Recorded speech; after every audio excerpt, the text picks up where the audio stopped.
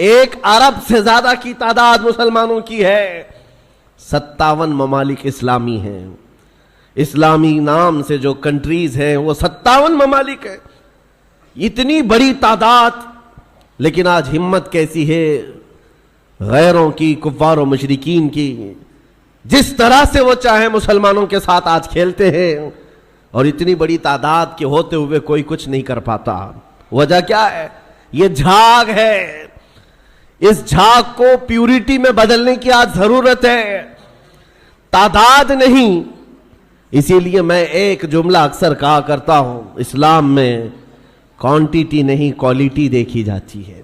اسی کوالٹی کا نام اخلاص ہے, اسی کوالٹی کا نام پیوریٹی ہے. جو اصل چیز ہے وہ ختم ہونے آ گئی. آپ کو اندازہ ہے ایک وہ دور ہے جب رسول کریم صلی اللہ تعالی علیہ وسلم کے ساتھ صرف 1200 صحابہ ہیں, اور آپ کا ایک قاصد, حضور پاک کے ایک سفیر جو تبوک کے مقام پر جا رہے تھے. جو جنگ تبوک لڑی گئی ہے اس کی وجہ میں بتا رہا ہوں. نبی پاک صلی اللہ علیہ وسلم کے ایک سفیر اردن, جو آج کا جارڈن کہلاتا ہے, اس جگہ کی طرف رواں تھے. بیچ راستے میں ایک عیسائی گورنر نے پکڑ کر کے حضور کے اس صحابی کے ساتھ بدتمیزی کی اور ان کو دردناک انداز میں قتل کر دیا, بے دردی کے ساتھ شہید کر دیا. ایک سفیر, ایک صحابی کا قتل ہوا. خبر پہنچی مدینہ طیبہ میں, تو کیا اس کو عام طور پر لے لیا جائے گا؟ نبی پاک صلی اللہ علیہ وسلم کا ایک سفیر قتل ہو گیا, ایک صحابی قتل ہو گئے. نہیں میرے عزیزو, پورے مدینے میں ایسی ہوا پھیلی. دوسری صبح تھی, سارے مدینے کے ہر گھر سے نوجوان, ہر گھر سے سب باہر آئے اور نبی پاک صلی اللہ علیہ وسلم کے سامنے صفیں لگا کر کھڑے ہیں. آقا اجازت عطا فرمائے, آپ کے ترجمان اور آپ کے سفیر کے ساتھ جس نے کیا ہے, ہم اس کے پورے ملک کو الٹ کر کے آ سکتے ہیں, اس کی سلطنت کو ختم کر کے آ سکتے ہیں. نبی پاک صلی اللہ تعالی علیہ وسلم نے صحابہ کی صفیں لگائی اور اجازت دیا, خود بھی چل کر کے گئے. آپ تاریخ پڑھ کر کے دیکھنا جنگ تبوک کی وجہ کیا تھی. حضور اکرم صلی اللہ علیہ وسلم نکلے, 1000 اور کچھ صحابہ تھے, لیکن جیسے ہی ان کا رعب و جمال دیکھا, جلال دیکھا, وہ جو سلطنت تھی بیزنطینی, اور اس وقت ابھی نبی پاک صلی اللہ تعالی علیہ وسلم قریب پہنچے بھی نہیں تھے کہ یہ جنگ چھڑ گئی. اور اس کے بعد ایسی جنگ ہوئی تھی, تاریخ شاہد ہے, نہ وہ گورنر باقی رہا, نہ وہ سلطان باقی رہا, نہ اس کی فوج باقی رہی. پھر صحابہ نے پرچم اسلام لہرا دیا. جس نے سلطنت اسلام کے خلاف انگلی بھی اٹھائی ہے, صحابہ کا ایک جم غفیر نکلا تھا. وہ ان کا احساس تھا, وہ ان کی پیوریٹی تھی. جنگ بدر میں جب جا رہے تھے, پہلی جنگ تھی, صحابہ کے ساتھ حضور جا رہے تھے. پتہ ہے مدینہ طیبہ سے بدر کا میدان 160 کلومیٹر ہے, تقریباً 160-180 کلومیٹر کے قریب. پیدل چل کر کے گئے تھے, اور وہاں جانے کے بعد جو صحابہ ہیں ان کو حضور پاک نے ایک خطاب کیا تھا رات کو کہ اگر تم میں سے کسی کو مدینہ واپس جانا ہے تو چلے جاؤ. سختیاں بڑھ گئی, 1000 سے زیادہ کافر آ گئے, ہتھیار جنگ سب لے کر کے. تو صحابہ کیا کہتے ہیں جانتے ہیں؟ رات میں کھڑے ہو کر انصار صحابہ یہ کہتے ہیں, یا رسول اللہ ہم بنی اسرائیل نہیں ہیں, بنی اسرائیل نہیں ہیں جنہوں نے موسیٰ علیہ السلام سے کہا تھا آپ جائیے اور آپ کا خدا اور آپ مل کر کے لڑیں, ہم امت محمدیہ ہیں. یا رسول اللہ آپ تو بدر تک لائے ہیں جو 160 کلومیٹر کا سفر ہے. اگر میرے آقا آپ 1000 کلومیٹر دور یمن تک بھی لے جاتے, ہم میں سے کوئی پلٹ کر کے نہیں دیکھتا, آپ کے ساتھ چلتے. یہ صحابہ کا جو احساس تھا نبی پاک صلی اللہ تعالی علیہ وسلم کے ساتھ چلنے کا, وہ اسلام کو ایسا مضبوط بنایا ہوا تھا کہ کسی کو آنکھ اٹھا کر دیکھنے میں 1000 بار سوچنا پڑتا تھا, سوچنا پڑتا. ڈیفنس جو مضبوط ہوتا ہے وہ ہمارے اتحاد سے اور ہمارے احساس سے, تعداد سے نہیں, تعداد سے نہیں. آج بھی بہت سارے لوگوں کے پاس تعداد ہے, لیکن وہ تعداد معنی نہیں رکھتی. قرآن پاک میں اللہ تعالیٰ نے فرمایا ہے ان یکم منکم 20 صابرون یغلبوا 200. اگر تم میں 20 لوگ صبر والے ہو جائیں, اللہ فرماتا ہے میں 200 پر انہیں غالب کروں گا. قرآن کا فرمان جھوٹا نہیں ہے، قرآن کا فرمان غلط نہیں ہو سکتا. بس وہ قوم کہاں ہے جن کے اندر پیورٹی تھی، اخلاص تھا، جو حساس تھے. آج دل درد کرتا ہے جب فلسطین کے بچوں کی شہادت دیکھتے ہیں. آج 5000 سے زیادہ صرف چھوٹے بچے قتل کیے گئے. ان کا قصور کیا تھا؟ بن کھلے مرجھا گئے. ان کلیوں کا کیا کہنا ہے جو دنیا کی ابھی رعنائیاں دیکھے تک نہیں ہیں؟ ان بچوں کی شہادتوں پر دنیا آج خاموش تماشائی ہے. میرے عزیزوں، کفار و مشرکین، یورپ کے یہ سارے فسادی، امریکہ جیسے جتنے دادا گیری کرنے والے لوگ ہیں، ان کا تو مذہب ہی ہے. لیکن مسلمانوں کو کون سا سانپ سونگھ گیا جو ان نہتے تڑپتے بچوں کو دیکھ کر کے ابھی بھی مست ہیں، اپنے عیش میں جی رہے، آج بھی اپنی زندگیوں میں کوئی فرق نہیں آتا. کبھی آپ نے دیکھا، آج بھی جاؤ شادیوں میں، اپنے محلوں میں بے حساب کھانا لٹا دیا جاتا ہے، نالیوں میں پھینکا جاتا ہے. پھر یہ کھانا گرا ہوا ہم دیکھتے ہیں اور ان بچوں کو ایک روٹی کے لیے تڑپتا ہوا دیکھتے ہیں تو دل پر آری چلتی ہے، سینہ کلیجہ منہ کو آتا ہے. امت محمدیہ آج ایسے کیسے ہو گئی؟ کس ڈگر پر چل پڑی؟ ایک مومن کو اگر تکلیف ہو تو پورے مومنین کو تڑپنا چاہیے. یہ ایمان کی علامت ہے، ایمان کی علامت ہے. نبی کریم صلی اللہ علیہ وسلم نے فرمایا، مثل مؤمن کمثل جسد اذا اشتكى عضو تداعى له سائر الجسد بالسهر والحمى. تمام مومنین ایک جسم کی طرح ہیں. ایک عضو کو تکلیف ہو تو پورا جسم تکلیف میں بیمار ہو جاتا ہے، بخار زدہ ہو جاتا ہے. آج نہ ان کی عیاشیوں پر کچھ فرق آیا. دبئی والے، سعودی والے، بحرین والے، قطر والے، ان سب کی عیاشیوں پر کوئی فرق نہیں پڑا. یہ اللہ کے عذاب کے آنے کی علامات بھی ہیں. میرے عزیزو، اندازہ کرو، جب کسی کا گھر جل رہا ہے پڑوس میں تو یہ سوچ کر خاموش نہیں بیٹھنا میں محفوظ ہوں. اس کی ایک چنگاری تمہارے گھر کو جلانے کے لیے کافی ہے. وہ چنگاری جب اڑ کر آئے کہ ہمارے گھر، ہمارا سارا آشیانہ خاکستر کرے گی. آج میں اس لیے عرض کر رہا ہوں، احساس اگر نہیں ہے تو مومن بھی نہیں ہے. احساس. آپ یہ سوچتے ہوں گے ہم فلسطین کے بارے میں، غزہ کے ان نہتے بچوں کے بارے میں تقریر کرتے ہیں، بیان کرتے ہیں، ہم یہاں بیٹھ کر کے کیا کر سکتے ہیں؟ ہر ایک کے ذہن میں یہی بات آتی ہے. ہم نہ جا سکتے ہیں، نہ چل سکتے ہیں. ارے مدد بھیجنے والوں کی مدد تک نہیں جاتی، ہم یہاں کیا کریں؟ ایک دولت ہے، ایک دولت ہے، وہی حساس جس کو کہتے ہیں. احساس جس مومن کے دل میں آئے تمہیں اندازہ نہیں، یہ عرش الہی کو ہلا دیتی ہے، عرش الہی کو ہلا دیتی ہے. مومن کا احساس کا درد آپ یہاں بیٹھ کر کے اگر وہ احساس کرتے، آپ کو اندازہ ہے ہمیں احساس ہی تو اسلام نے سکھایا ہے. نبی کریم صلی اللہ تعالیٰ علیہ وسلم کی اس امت میں اگر احساس نہیں، جہاں صحابہ کو حضور نے یہ تعلیم دیا تھا. آپ کو پتہ ہے مدینہ طیبہ میں ایک مہمان آئے حضور کی بارگاہ میں، حضور کی بارگاہ میں ایک مہمان ہے اور نبی پاک صلی اللہ تعالیٰ علیہ وسلم کے گھر فاقہ ہے. حضور نے صحابہ سے کہا کوئی ہے جو میرے مہمان کی مہمان نوازی کرے، اللہ اس کی مہمان نوازی کرے گا. حضرت ابو طلحہ انصاری کھڑے ہوتے ہیں، کہا یا رسول اللہ میں آپ کے مہمان کو لے جاتا ہوں. ان کو خود کو خبر نہیں ہے گھر میں کچھ ہے بھی یا نہیں. مہمان کو لے کر چل پڑے. جب گھر آئے بیوی سے کہا رسول اللہ کے مہمان گھر آئے ہیں. بیوی نے کہا آپ نے پوچھا اوچھا کچھ نہیں، گھر میں صرف ایک آدمی کا کھانا ہے، ایک ہی آدمی کا کھانا ہے، میں ہوں، آپ ہیں اور بچے ہیں، 2 بچے ہیں ان کے. بیوی نے یہ کہا تو آپ گھبرائے، کہا ایک آدمی کا کھانا ہے، مہمان گھر پر آیا ہے. اور خاتون بھی کیسی ہے، صحابیہ ہے، کہتی ہیں گھبرائیے مت، اللہ کے رسول کے مہمان آئے، میں بچوں کو تھپک کر کے سلا دوں گی، میں سلا دوں گی، آج کی رات وہ نہیں کھائیں گے، رسول اللہ کے مہمان گھر پر ہیں.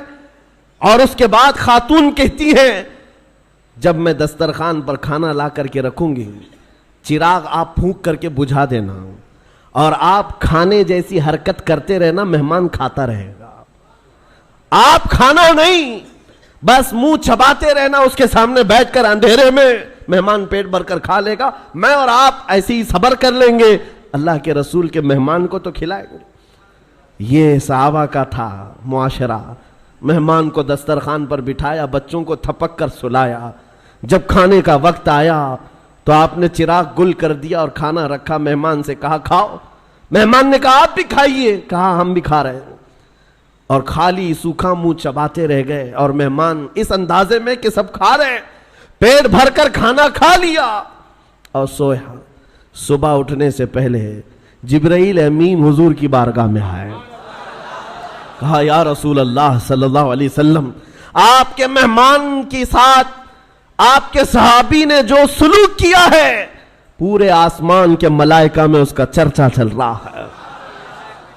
اس کا چرچا فرشتوں کے درمیان چل رہا ہے. یہ تھا میرے نبی کا معاشرہ. احساس کسی ایک کے لیے اپنا پورا نچھاور کر دینا. جنگ موتا کے درمیان ایک پانی کی کھٹوری پر 3 لوگوں نے جان دے دی تھی. یہ بھی واقعات مشہور ہے.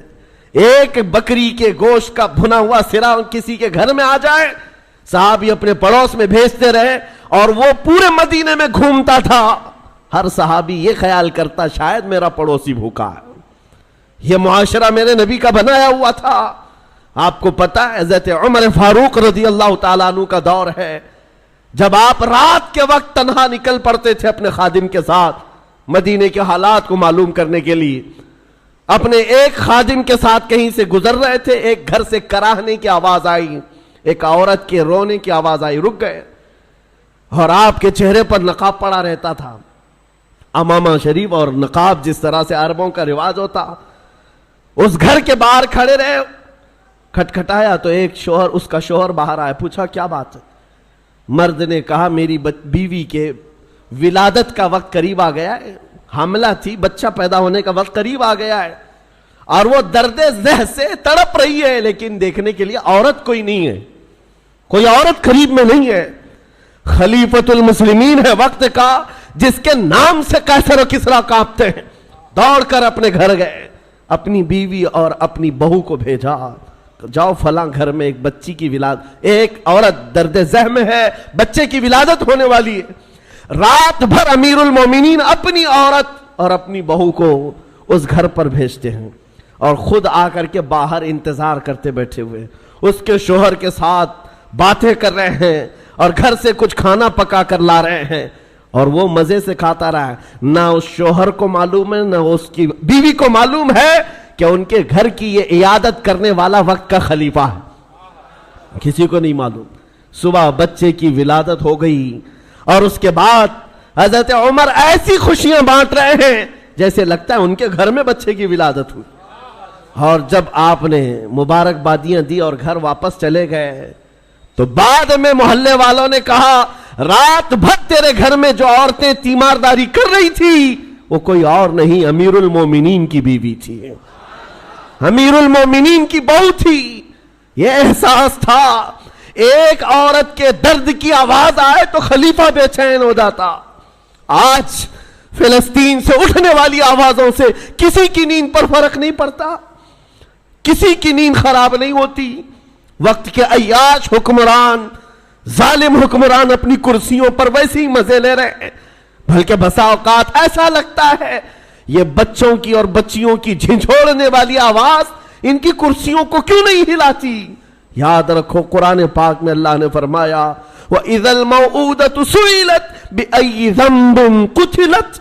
ان بچوں کو جو آج مار دیا گیا ہے، یہ سورہ تکویر کی آیتیں بتا رہی ہیں، یہ قیامت کے دن بچیاں اٹھائی جائیں گی اور رب تعالیٰ سے پوچھیں گی مولا مجھے بتا کس جرم میں مجھے مارا گیا تھا، میرا گناہ کیا تھا جو مجھے قتل کیا گیا.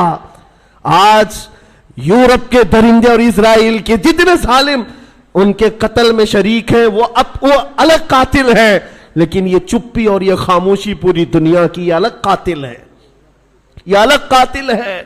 درد ہمیں اس بات کا ہو رہا ہے. اسی لیے شاعر نے کہا تھا نہ ادھر ادھر کی بات کر، مجھے یہ بتا کہ قافلہ لٹا کیوں، مجھے رہزنوں سے غرض نہیں، تیری رہبری کا سوال ہے. ڈاکوؤں کا کام ہی ہے ڈاکہ ڈالنا، ڈاکوؤں کا کام ہی ہے مال چھیننا، لیکن سوال تو تمہاری رہبری کا ہے. یہ حالات کب بدلیں گے میرے عزیزوں؟ اس وقت بدلیں گے جب ہمارا جوان احساس کی زندگی جینے لگ جائے۔ آج ہمیں افسوس ہے اور المیہ ہے، ہم ان ظالم حکمرانوں کے خلاف آواز اٹھاتے ہیں جن کے عیش میں کوئی کمی نہیں ہوتی آج، لیکن ان کو کوس کر کے بول کر کے آپ کو ایسا لگتا ہے یہاں کیا ہونے والا ہے؟ ہونے والا یہ ہے، آپ کو ہم نصیحت کر رہے ہیں، اللہ نے آپ کو جو منصب دیا آپ تو عیاش نہ بنو، آپ تو اس طرح کی بے حسی کی زندگی نہ گزارو، لاپرواہی کی زندگی آپ تو نہ گزارو۔ کبھی دسترخوان پر بیٹھے ہو، نرم غذائیں کھا رہے ہو اور تمہارے بھائیوں اور بہنوں کے چیخنے کی آواز آئی تو کیا یہ نرم غذائیں تمہارے حلق سے اترتی ہیں؟ کوئی ماں تڑپ رہی ہو سامنے تو کیا یہ نرم غذائیں تمہارے حلق سے تڑپ گزرتی ہیں؟ جب کھانا حلق سے نہیں جاتا تو میں ان نوجوانوں سے پوچھتا ہوں، آج بھی رات بھر نکڑ پر بیٹھ کر کے تم جو عیاشیاں کر رہے ہو، تمہاری پوری رات جو گیم میں گزر جاتی ہے، انٹرنیٹ پہ گزر جاتی ہے، تمہیں اس درد کا احساس کب ہوگا؟ آشیانہ لٹتا چلا گیا اور اب بھی اگر احساس نہیں آیا تو کب آئے گا؟ شاعر نے کہا تھا جگہ جگہ کے تھک چکے ہیں تمہیں یہ ہنگامے، نشاط لذت خواب گراں بدل ڈالو، غلط روی سے منازل کا بودھ بڑھتا ہے، مسافروں روش کارواں بدل ڈالو۔ یہ جس طرح کی زندگی گزارنے کے ہم نے اسلوب بنائے ہیں، آج کیا یہ المیہ نہیں ہے؟ کروڑوں کی تعداد ہونے کے بعد ہر ایرا غیرہ نتو کھیرا آنکھ دکھاتا ہے، ہر کتا ہم پر بھونکنے لگتا ہے۔ وجہ صرف یہی ہے کہ ایمان کی کمزوری ہے، ایمان کی کمزوری ہے۔ نبی پاک صلی اللہ تعالی علیہ وسلم سے بڑھ کر کے تمہارے پاس دروازہ کون سا تھا جہاں اگلوں نے بھی عزت پائی، پچھلوں نے بھی عزت پائی؟ ساری عزت کا دار و مدار میرے مصطفیٰ کے قدم تھے۔ اور آج کل ملا کر کے میں اپنی گفتگو کو آخری درجے پر لاتا ہوں یہ کہتے ہوئے، سب سے بڑا حساس اس دنیا میں کوئی تھا جو درد کا احساس کرتا تھا تو وہ آمنہ کا لال مدینے کا تاجدار، جس کے بارے میں میرے امام نے کہا تھا جو نہ بھولا ہم غریبوں کو رضا، یاد اس کی اپنی عادت کیجئے۔ حضور پاک صلی اللہ تعالی علیہ وسلم پر آج کیا گزرتی ہوگی؟ تمہیں اندازہ ہے اس بات کا؟ حضور اکرم صلی اللہ علیہ وسلم نے فرمایا اگر تمہارے تلووں میں کانٹا بھی چبھ جائے تو اس کا درد مجھے بھی ہوتا ہے۔ یہ امتیوں کے بارے میں حضور کا فرمان ہے، اور جہاں اس نبی کے ان امتیوں کو جو ہمیشہ بیت المقدس کی حفاظت کے لیے اپنی جان وقف کر چکے، جب کاٹا جا رہا ہو، مارا جا رہا ہو، ٹکڑوں میں بدل دیا جا رہا ہو، نبی پاک صلی اللہ تعالی علیہ وسلم پر کیا گزرتی ہوگی؟ آپ یہ سوچتے ہوں گے مدد کیوں نہیں آتی؟ مدد آئے گی، لیکن یہ امتحان کی گھڑی ہے، پوری دنیا کو دیکھا جا رہا ہے اس میں کتنے پیوریٹی والے ہیں، اخلاص والے کتنے ہیں اور کتنے صرف تماشا دیکھنے والے ہیں، یہ بھی دیکھا جائے گا۔ کربلا کا میدان جس طرح امتحان کی گھڑی تھا، اسی طرح آج کا دور بھی امتحان کا وقت ہے، یہ سارے مومنین کو دیکھا جا رہا ہے۔ ہونا تو یہ چاہیے جب ہمارے گھر سے جنازہ نکلتا ہے تو غم اتنا ہوتا ہے کہ بندہ توبہ کر لے، مولا میرے بھی جانے کا وقت قریب آ جائے گا۔ جب موت دیکھتا ہے انسان گھبراتا ہے، ڈرتا ہے اور توبہ کر کے باز آتا ہے۔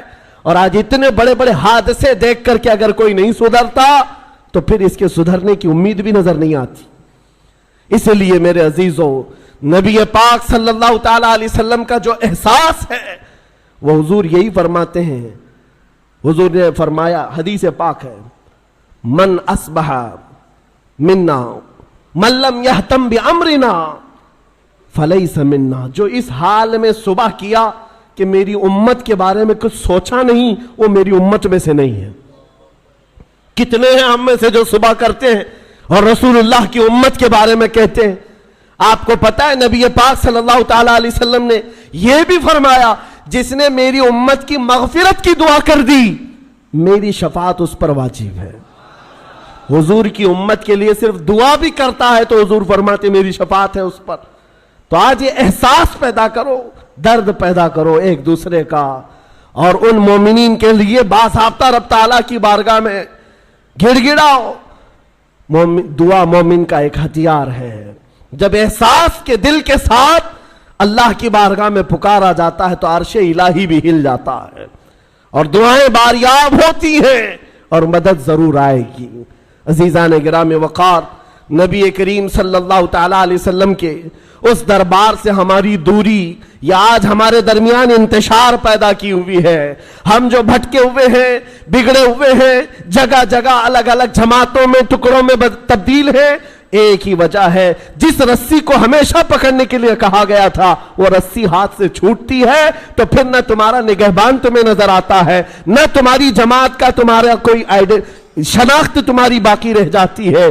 اس لیے جس رسی کو پکڑنے کے لیے کہا گیا ہے وہ رسی کوئی اور نہیں، وہ رسول اللہ کی ناموس کی، ان کی عزت کی، ان کی سنتوں کی رسی ہے۔ آ جاؤ اے نوجوانوں، عزت وہی پر ہے۔ قرآن کہتا ہے وَلِلَّهِ الْعِزَّةُ وَلِرَسُولِهِ وَلِلْمُؤْمِنِينَ، عزت تو اللہ کے لیے ہے، عزت تو رسول کے لیے ہے، اور عزت ایمان والوں کے لیے ہے۔ اور نبی پاک صلی اللہ علیہ وسلم کو چھوڑ کر کے اگر تم عزت ڈھونڈتے ہو، ہرگز ممکن نہیں۔ آبرو ماں زنام مصطفیٰ، ہم سب کی عزت و آبرو نبی کے نام سے وابستہ ہے۔ آج تو آج ہے، یہ سب پکارنا چھوڑ دو دنیا کو۔ دنیا بہری ہے، گونگی ہے، تمہاری بات نہ ان کے کانوں میں جاتی ہے نہ دلوں پر اترتی ہے۔ یہ مدد کی دعائیاں دینا بند کر دو، اس دنیا کو پکارنا چھوڑ دو، اس لیے کہ ہمارا عقیدہ یہ ہے یہاں پر بھی اور آخرت میں بھی ہمارا اگر کوئی نگہبان اور پاسبان ہے وہ محمد الرسول اللہ ہے۔ میرے آقا صلی اللہ علیہ وسلم سے ایک صحابی نے پوچھا، یا رسول اللہ، حشر کے میدان میں آپ کی کیفیت کیا ہوگی؟ یہ سنو تو دل باغ باغ ہوتا ہے۔